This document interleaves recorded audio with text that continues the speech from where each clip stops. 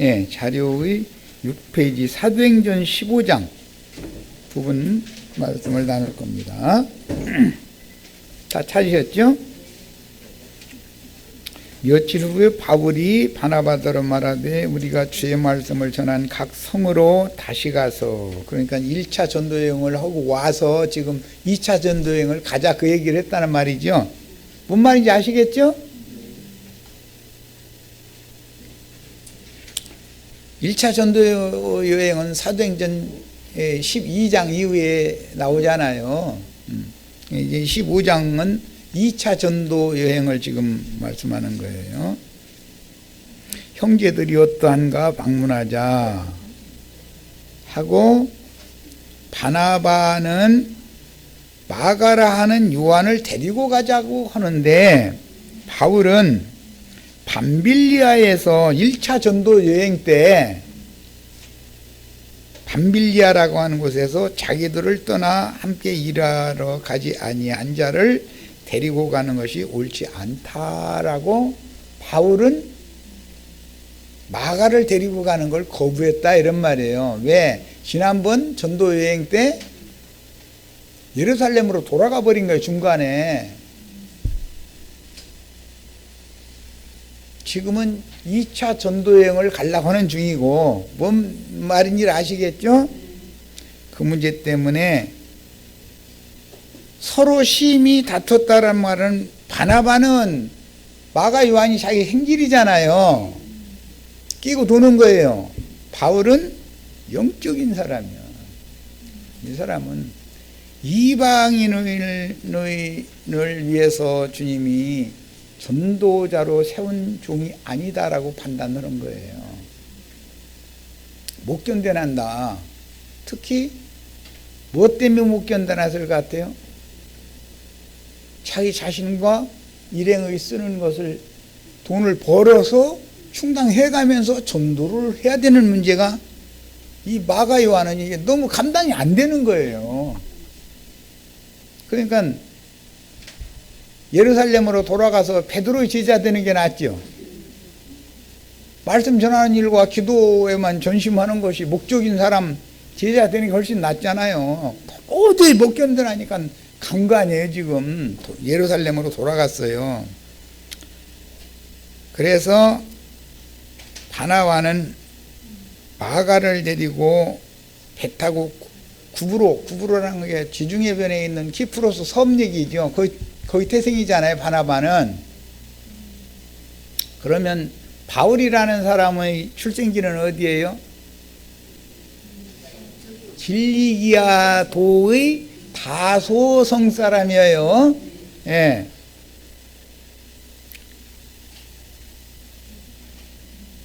사도들끼리도 심히 다투고 서로 갈라설 수가 있어.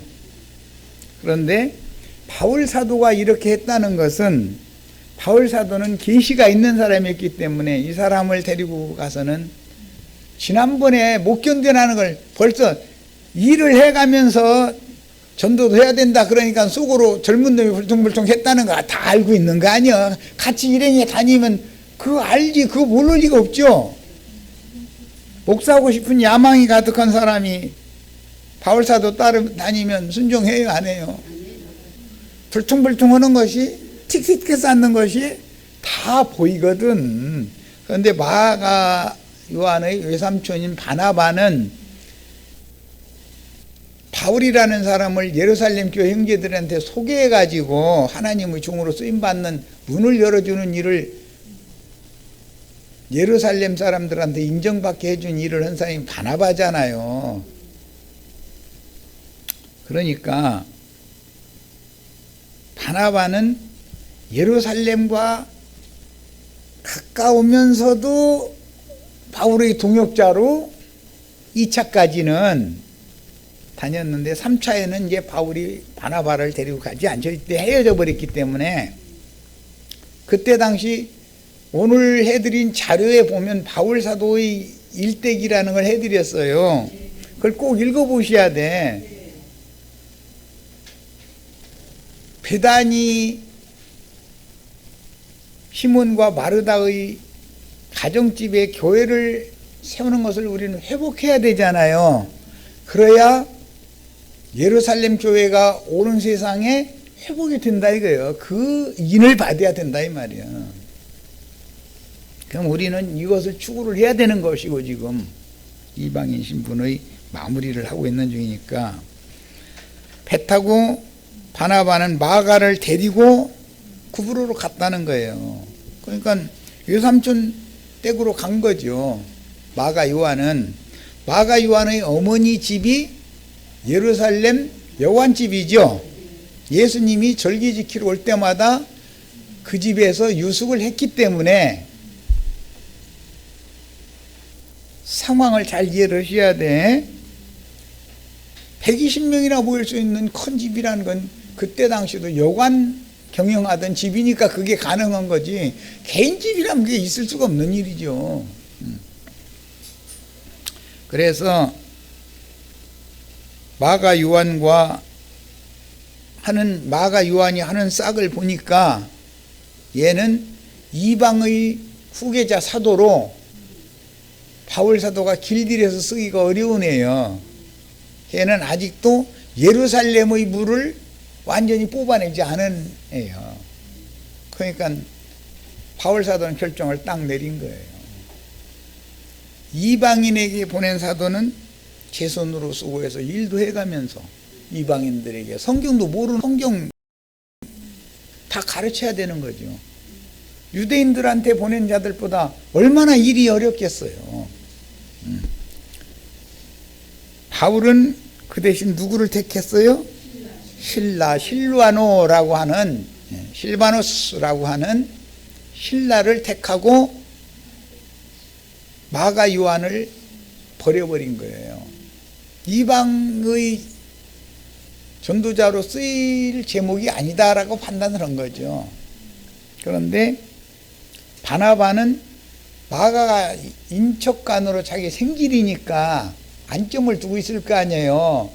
그러니까 바울의 동역자였던 바나바가 바울과 심히 다투고 자기 고향으로 가버리는 거예요. 에이 사역이고 뭐고 다 그만두고 난다. 고향으로 가겠어. 그러고 이제 가니까 마가 요한이 덜레졸레 이제 외삼촌 따라 외갓댁에 외삼촌 집에 간 거지. 이해가 되셨죠? 상황이 이렇게 됐어요. 그러니까 40절 바울은 신라를 택한 후에 형제들에게 주의 은혜의 부탁함을 받고 안디옥, 이건 수리아의 안디옥이에요. 수리아에도 안디옥이 있고 마케도니아에도 안디옥이라는 데가 있어요. 그래서 그걸 잘 구분해서 이제 성경에 비시디아의 안디옥이라는 곳도 있어요. 그러니까 성경을 읽을 때는 그런 성경 지도를 잘 아셔야 돼. 수리아의 안디옥을 떠나서 수리아와 길리기아라는 건 길리기아도는 바울 사도의 고향이 다소성이 있는 도잖아요. 길리기아는 경기도와 같고 다소성은 수원시와 같은 거잖아요. 이게 성경 읽을 때는 이런 내용을 잘 알고 읽어야 돼. 다니며 교회들을 견고하게 했다. 그런데 본인의 성경책으로 사도행전 13장을 펴겠습니다. 아주 중요하기 때문에 그래요. 사도행전 13장 13절에서 14절을 또박또박 본인의 성경으로 읽겠습니다. 1차 전도여행 때 당시에요. 바울과 및 동행하는 사람들이 바보에서 배 타고 밤빌리아에 있는 버가에 이르니, 이것은 지중해를 건너서 오늘날로 말하자면 그리스 헬라 지역이단 말이야. 마게도니아 지역이죠. 버가에 이르니 요한은, 여기 나온 요한은 마가를 말하는 거예요. 그 외삼촌은 누구죠? 바나바예요. 그들에게서 떠나 바나바와 바울이 자기 손으로 일을 해가면서 이방에 전도하는 게 너무 힘들었던 거예요. 이게 나는 이런 사역은 하고 싶지 않다. 이게 태생이 그런 사람이죠. 그래서 버가까지는 그냥 전도로 가자 그러니까 좋아서 졸래졸래 따라간 거예요. 갔는데 바울 사도가 일 맡아가지고 마가 요한 생판 손에다가 일 묻혀보지도 않은 사람인데 죽으라고 일 시키고 이방인 전도를 하려면 이렇게 해야 되는 거예요. 이제 이러니까 속에서 부글부글 일감 맡아오는 것이 싫지요. 바울 사도 일감 맡으러 다니고 일감 많이 맡아야 빨리 해서 여행 경비라도 뭐 어떻게 해가지고 또 전도하러 딴 동네도 가고 할 판이니까 당연히 그럴 거 아니야. 바울 사도의 생각과 마가 요한의 생각은 너무 안 맞는 거예요. 그런데 바나바는 마가 요한은 예루살렘 쿠브로 태생으로서 예루살렘의 사도들과 예루살렘에 모이는 사람들과 가까운 사람이었기 때문에 바나바는 바울 사도가 하는 것이 바나바도 마음에 안 들지만 내색 묻어 그냥 끝까지 따라다니다가 돌아온 거고 마가 요한은 견된 아들 묻어 그냥 가버린 거예요. 지금 상황이 이런 일이 있는 것을 이해를 하셔야 돼. 요한은 그들에게서 떠나서 예루살렘으로 돌아가고 그들은 바나바와 바울은 1차 여행을 버가에서 더 나가 비시디아의 안디옥, 그런 게 수리아의 안디옥 말고 안디옥이라는 동네가 또 있죠. 네, 안디옥이라고만 부르면 그러니까 잘 성경에 비시디아 도의 안디옥, 오늘날의 그리스 지역의 안디옥을 말하는지 오늘날의 소아시아 지역의 안디옥을 말하는지를 잘 구분할 줄 알아가면서 읽어야 되는 거예요. 이런 것도 몰라. 장로님, 권사님, 목사님들이 안디옥이라는 성읍이 두 군데가 있다.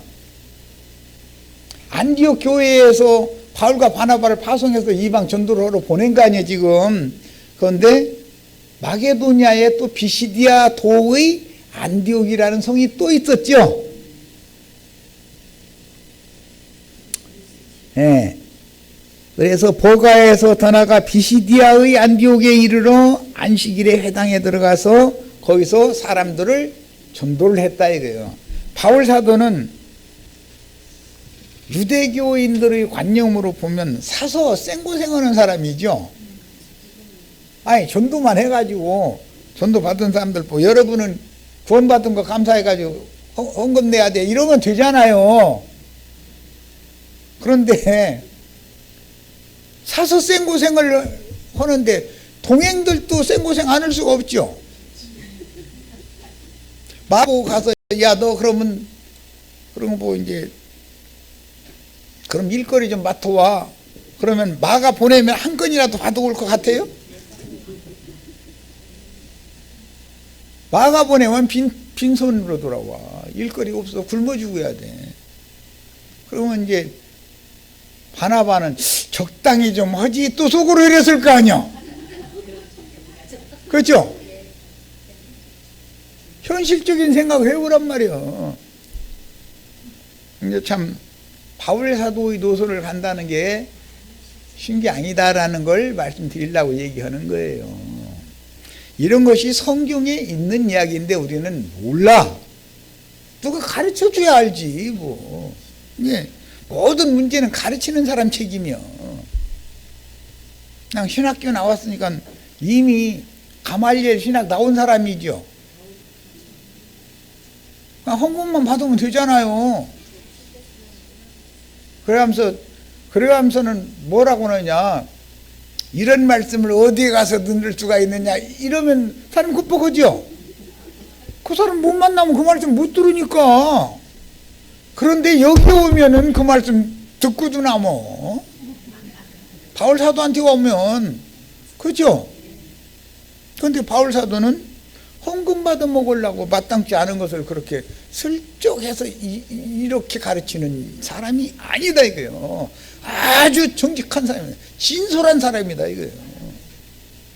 그럼 바울 사도가 그렇게 사서 생고생한 것이 괜히 그랬느냐. 유대인들을 보낼 때는 두 벌 옷이나 전대를 가지고 가지 말고 지팡이만 들고 가라겠죠. 그냥 지팡이만 돌려가면서 가면 되는 거예요. 그냥 지팡이만 따라서 사람들이 구원받아. 모세와 아론이 지팡이 돌려가면서 다녔죠. 그러니까 야, 너 가지고 있던 지팡이 좀 한번 던져봐. 그러니까 무가 됐다겠어요. 그러니까 목사님들이 지팡이 막 돌리는 거 던져봐. 그럼 뭐가 돼요? 뱀의 지어고 있는 거죠. 바울 사도는 지팡이 주었지만 신학을 했으니까 지팡이를 가졌지만 지팡이 땅에다 던지고 꼬리를 붙잡아 가지고 여상하게 지팡이 같은 것을 가지고 다니는 거예요. 이 차이를 알아야 돼. 우리 저기 이자매님 신학했을 때 신학교에서 이런 거 안 가르쳐 주지. 신학교에서 이거 가르쳐 주면 신학교에 누가 옵니까? 손님 다 떨어지고 문 닫는 거지 뭐 신학교. 그죠?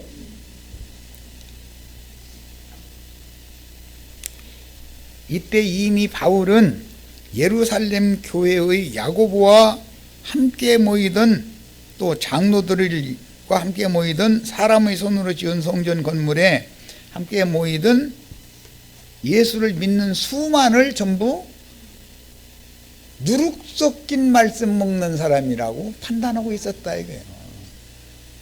이것도 아니고 저것도 아니고 웬만큼 하지 적당히 하지 다 이런 사람들이었다 이거예요. 그러나 바울 사도는 보여주신 것이 이상이 너무 확실하니까 이방인들한테 보낼 때는 두 벌 옷이 있으면 가져가야 되고 전대가 있으면 갖고 나가야죠. 지팡이 갖고 가야 되는 건 뭐 당연한 거고. 자, 그래서 이방인들에게 보낸 사도들은 자기 것으로 여기지 않고 오히려 주님 것으로 헌신해서 드리면서 봉사를 해야 되는 것이고, 유대교 목사들은 내 것도 내 것, 성도들 것도 내 것, 다 내 것이지. 그죠? 그러니까 영이 벌써 믿음의 결이 다른 거예요. 여기에서 차이가 나는 거예요. 우리 왜 여기 손님이 이렇게 안 와요? 능력이 많은 유명한 목사님들은 장로님들, 권사님들이 그 목사님을 세상 일을 하게 해야 되느냐고 우리도 현금 내서 받들어 드려야지 그러죠. 그런데 여기 오면 그렇게 하지 말라고 그러죠. 믿음이 전혀 결이 다른 거죠. 나도와 형제는 다 주님의 손으로 주는 것만 먹고 살 거다. 여러분 주머니가 뭐 볼록 나왔으면은 혹시 거기가 5만 원짜리 잔뜩 들었나 이렇게 난 절대 생각 안 해. 그 주머니에 뭔가 그분이 필요한 뭔가가 넣어놓고 왔겠지. 넣어가지고 뭐 핸드폰 넣든지 뭐 그랬을 수도 있지. 그런데 다 5만 원짜리 돈 넣을 거라고 생각해버려. 어떻게 하면 저 주머니 있는 것을 나한테 오게 하는가 이러고 앉았어. 그럼 돼요 안 돼요? 안 된다고 말만 그러지 실제로 다 그래왔죠. 목사님이 이러시면 되느냐고 다 그래왔죠. 목사님 일 해야 돼요 안 해야 돼요?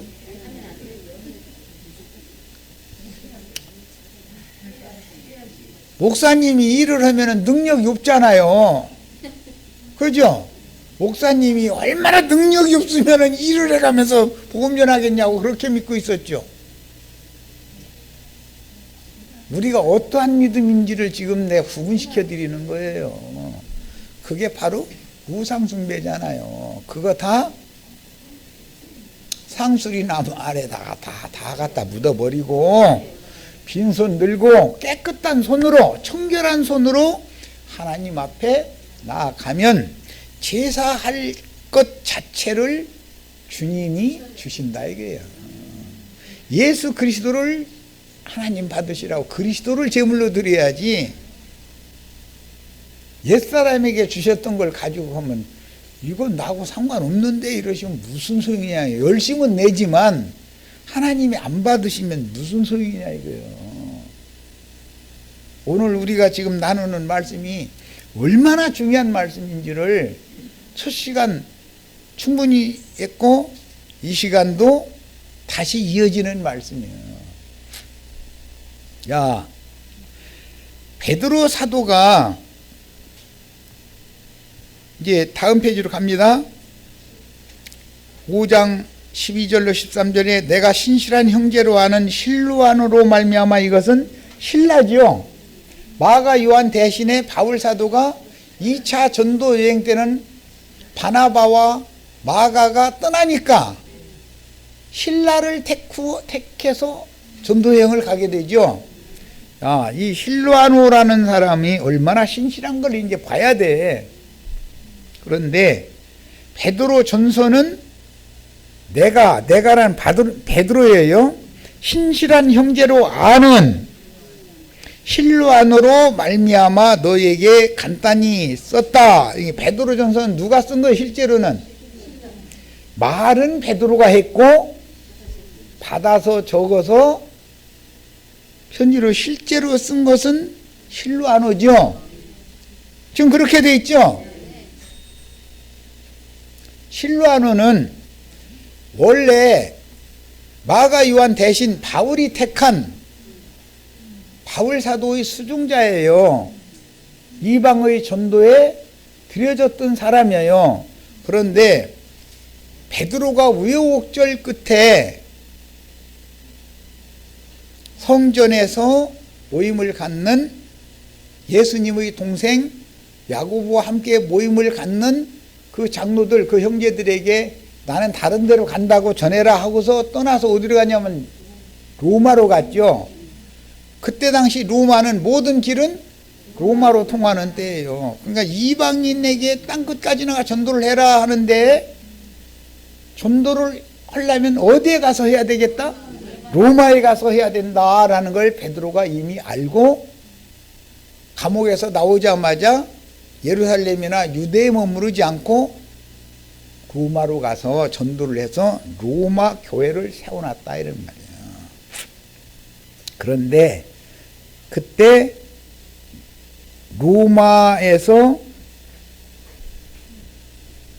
베드로 전서를 써서 보내는 거는 실루아노라는 사람의 손을 통해서 로마 베드로 전서를 쓰게 했다, 그런 말이에요.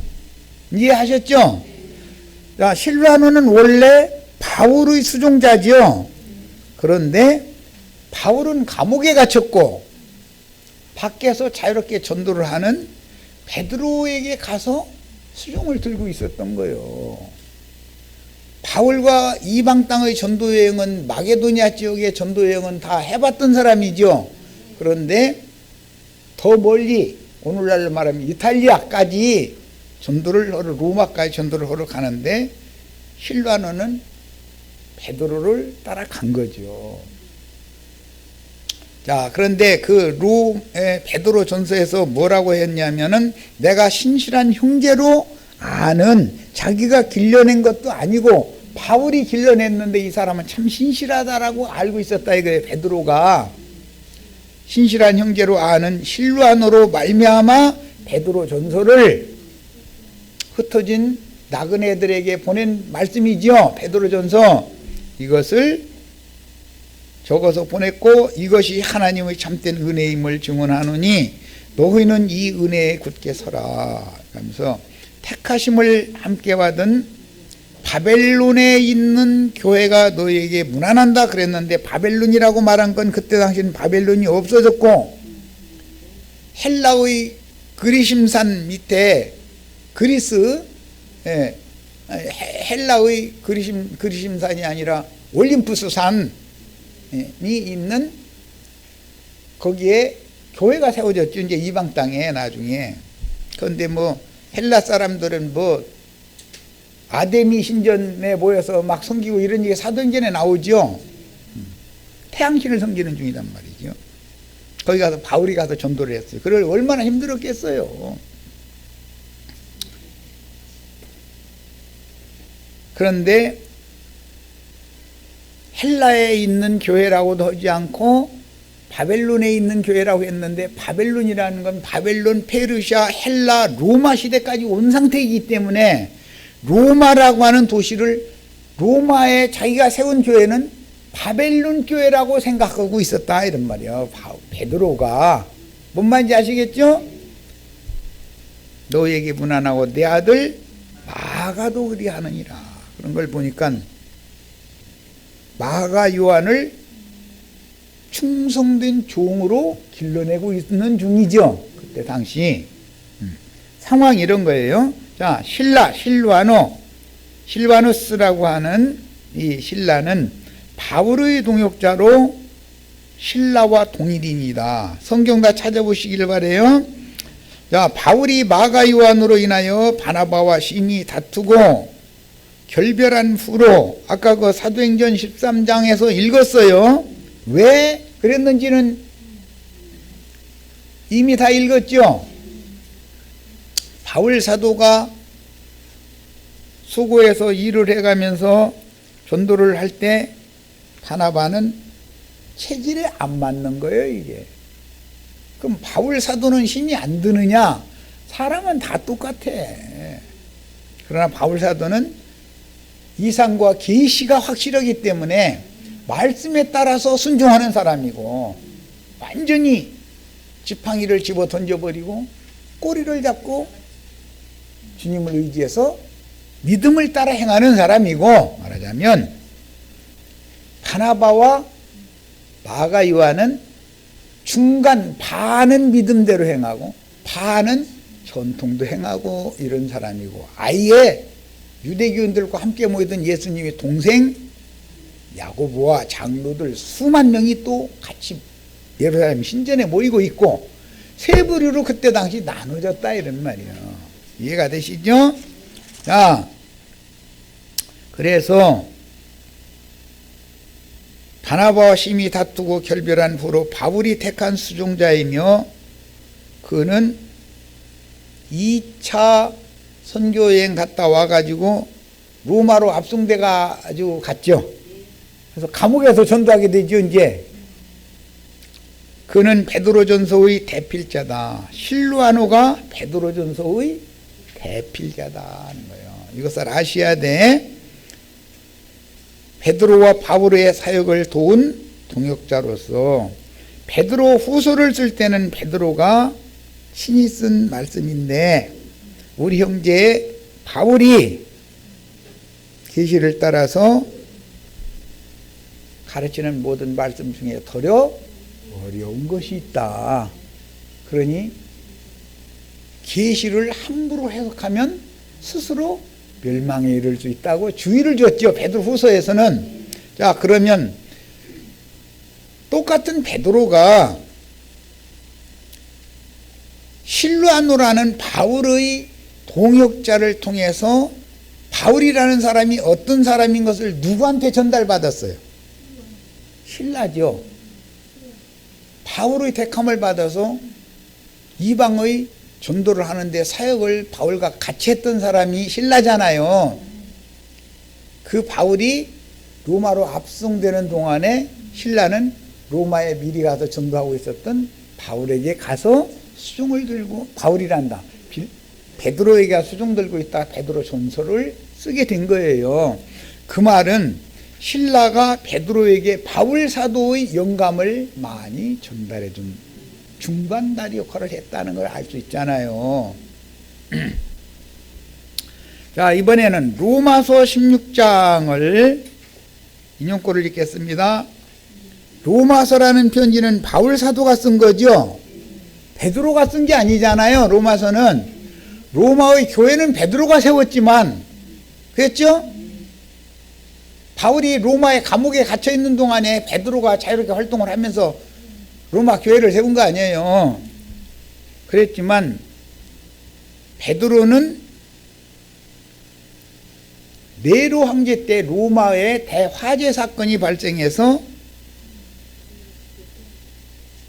그 연루된 자로 로마에 의도적으로 기름 뿌려가지고 불났다 해가지고서 그리스도인들을 박해를 하는 일을 로마 황제 네로가 했다 이 말이에요. 그런데 베드로를 잡아서 죽이면 대표자를 죽이는 거잖아요.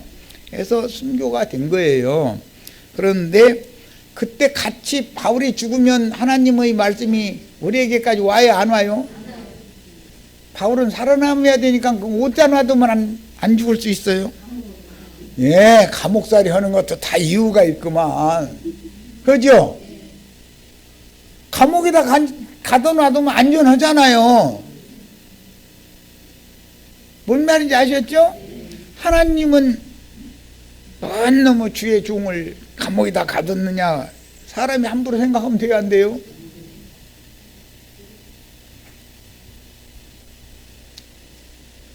바벨론의 포로로 사로잡혀간 왕, 바벨론 감옥에다 갖다 가둬가지고 가둬놨죠?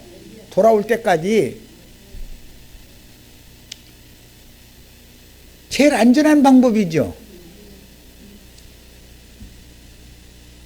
그 사람을 통해서 후대 왕들이 예수님이 탄생하는 거잖아요. 야, 하나님은 죽일 놈은 죽여야 되고, 시드기야와 그 아들들은 눈 다 뽑고 철사줄로 오라로 묶어가지고 다 죽여버리잖아요. 그런데 어린 소년 왕은 바벨론으로 끌어다가서 감옥에다 쳐놓고, 나중에 돌아온 무리의 느헤미야가 총독이 그 감옥살이하던 왕의 후손이잖아요. 그 후손이 예수님이잖아요. 그러니까 하나님이 하시는 일은 차착 있어요, 없어요? 그때 놔뒀으면 다 죽을 뻔했죠. 예루살렘과 유대 독립운동 일으킬 거 아니요 해가면서 그 못하게 만드는 거예요. 그 대신 안전하게 보호받게 되는 거예요. 이런 것을 우리는 배워야 된다. 하나님의 전능한 손을 배워야 된다 이거예요. 이런 사람이 주님의 종이지, 내 살을 다 맘대로 하려고, 내 멋대로 하려고 하면은 주님의 종 되기가 어렵죠. 그래서 로마서 16장 12절, 이 편지를 기록하는, 이것은 로마서를 기록하는 예요. 실제는 바울 사도의 영을 전달한 거지만, 나 더디오라는 사람이 로마서를 쓴 거죠. 실제로는 베드로전서는 누가 썼다고요? 신라가 썼어요. 로마서는 실제로 쓴 건 누구라고요? 더디오라는 바울 사도의 서기가 썼어요. 이 편지를 기록하는 나 더디오도 주 안에서 너에게 문안하노라 그랬어요. 로마서는 2차 전도 여행 중이거나 전도 여행을 마친 다음에, 실제는 전도 여행 중이죠. 고린도에서 AD 57년에서 60년경에 그의 동역자인 서기 더디오의 대필로 작성하여 로마의 교회는 누가 세웠는데? 베드로가 세웠는데 화재 사건 때문에 죽게 되죠. 로마 교회, 이방 교회의 사역자는 바울이니까 베드로가 죽은 다음에는 바울이 사역을 이어나가야죠. 그래서 감옥에 갇혔던 바울이 그때는 나온다 이거예요. 왜 감옥에 온전은 갇혔다가 온전은 나오게 되는지를 아시겠죠? 자, 하나님은 차착이 있어요, 없어요? 자, 야고보의 추천을 받아 예루살렘 성전에 들어가서, 그런데 훗날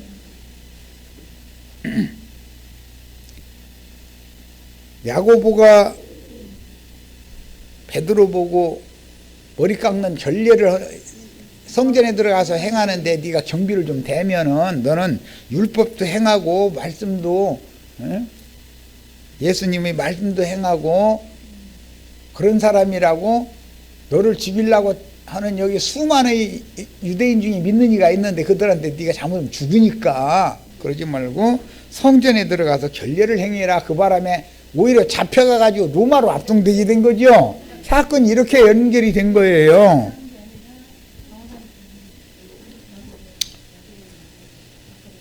야고보는,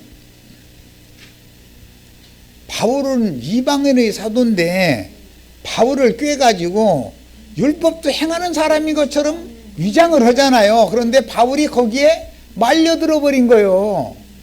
그 바람에 일이 잘못 꼬이더니 결박당해가지고 로마로 지금 압송되는데 로마 백부장이 인솔을 해서 데리고 가는데 이 배가 난파를 당하죠. 해가지고 로마, 오늘날로 말하자면 이탈리아의 시실리아 섬 저 아래, 우리나라는 제주도 아래에 마라도가 있죠. 그 섬 이름이 뭐죠? 멜리데 섬이에요. 멜리데. 배가 떠밀려서 거기에 갔어요. 그럼 멜리데 토인들한테 복음을 전하게 됐어요. 바울사도가. 그랬죠? 그러고서는 로마로 편안하게 가가지고는 감옥에 들어가게 되는 거예요. 그동안에는 베드로가 살아있으니까 감옥에 들어가 있어야지 안전하게. 하나님이 하시는 일이 차착이 있어요, 없어요? 오늘날 나도한 형제가 이런 말씀 전하면은 벌로 들으시면 안 돼. 하나님의 손에 잡혀있는 종들이 되라고 이런 말씀을 지금 나누고 있는 거예요. 내가 모본을 보여야 되잖아요, 우리 지체들한테는. 그래야 나보다 큰 일을 다 할 수 있을 거 아니야. 난 이것이 이 한 가지만이 소망이요. 나머지는 이 세상 꿈이 원래 없는 사람이요. 내 꿈은 이루어진 적이 없으니까. 원래 나 가르친 선생님은 대통령 될 거라고 그랬는데 대통령 꿈져본 지가 내가 언젠데. 나 같은 사람이 대통령 될 뭐가 아무리 봐도 이로 봐도 저로 봐도 그건 우리 선생님이 나를 그냥 괜히 칭찬하느라 혼소리지. 그건 가당치 않은 일이요. 그 꿈져본 지는 아주 옛날이요. 그러나 왕 중에 왕이신 주님의 분봉왕이 되고는 싶어. 우리 지체들도 다 그런 지위에 올라가게 되기를 바라서 이걸 증거하는 거예요. 이것은 나에게 주님께서 이상과 계시를 통해서 이런 모든 말씀들을 열어주셨기 때문에 이런 걸 증거하지. 나도 깜깜 하나님이 닫아놓으면 사람이 열을 수 있어요, 없어요? 하나님이 열어놓으신 것을 사람이 닫는다고 해서 닫아져요? 나도 닫고 싶지. 그러니까 내 대신 자를 사람들 많잖아요. 똑똑한 사람들 많은데 나 이제 그만하고 싶어요. 그런데 내 맘대로 닫도 못하죠. 그러니까 주님이 한번 열어놓으면 닫고 싶어도 사람은 못 닫고, 주님이 한번 닫아놓으면 사람이 억지로 연다고 해서 열리는 것도 아니요. 이건 참, 바울 사도도 닫아두고 싶은 것이 많았잖아요. 셋째 하늘로 날 이끌고 가서 사람의 말로는 가 이룰 수 없는 모든 이상을 다 보여주셨는데 그거 열어놓고 싶어 했어요. 그거 내가 할 수 없이 내가 너희한테 자랑한다 이래가면서 할 수 없이 자랑을 한 거죠. 너희도 다 나처럼 되기를 바란다 그랬어요. 어느 시대에 어떤 말씀을 계시해 주셔서 계시받은 종이 없으면 그 시대는 하나님의 일꾼이 없다는 뜻이잖아요. 어둠이 가득한 시대라는 뜻이겠지요. 그러다 보면 말씀을 맡은 종이 보냄을 받으면 어둠 가운데서도 반짝반짝 빛은 비치는 거 아니야. 읽어나가겠습니다. 티베리아 바다 사도 요한은 제자들이 갈릴리 해변이라고 저기 갈릴리 바다라고 돼 있는데 티베리아 바다라고 한 것은 티베리아 호수로 세베대와 그 아들들이 내려갈 때 베드로가 나도 갈란다 하니까 다른 제자들이 덜렁덜렁 따라왔다는 거잖아요. 시작이 이렇게 돼 있죠. 그런데 티베리아 바다로 호명되는 것은 티베리스 황제의 이름으로 분봉왕 헤롯 안디바가 자기의 왕도를 삼으려고 신도시를 세운 그 도시 이름이 티베리아라는 곳이죠. 티베리아는 갈릴리 바다로는 남서쪽이고 이제 그 지리도 어느 정도는 알아야 돼요. 갈릴리 바다의 그 지역이 즉 분봉왕 헤롯의 왕도가 그 티베리아였으니까 그 갈릴리 지역은 분봉왕 헤롯이 다스리는 지역이라는 뜻이잖아요. 로마 황제에게 정식으로 총독을 하는 권위를 받아가지고 다스리고 있는 거예요. 그 지역에서 세베대는 그때 당시 저명한 인사다 이거예요. 어느 동네든지 유력자라는 게 있죠. 티베리아는 갈릴리 바다의 남서편 성읍이고 야고보와 요한이 붙인 세베대의 고향 마을이다. 그래서 예루살렘 제사장들도 세베대와 세베대의 아들들을 무시 못하잖아요. 베드로는 안돼 못 들어가 그러는데 요한이 나가서 그거 나랑 친구야 그러니까 그냥 들어가지고 그럼 뭐 뒷배가 빽이 있다게요. 경찰관 중에 누구 검사 중에 누구 아는 사람이 있으면 나한테 소개 좀 해주세요. 나 좀 빽 좀 써가지고 좀.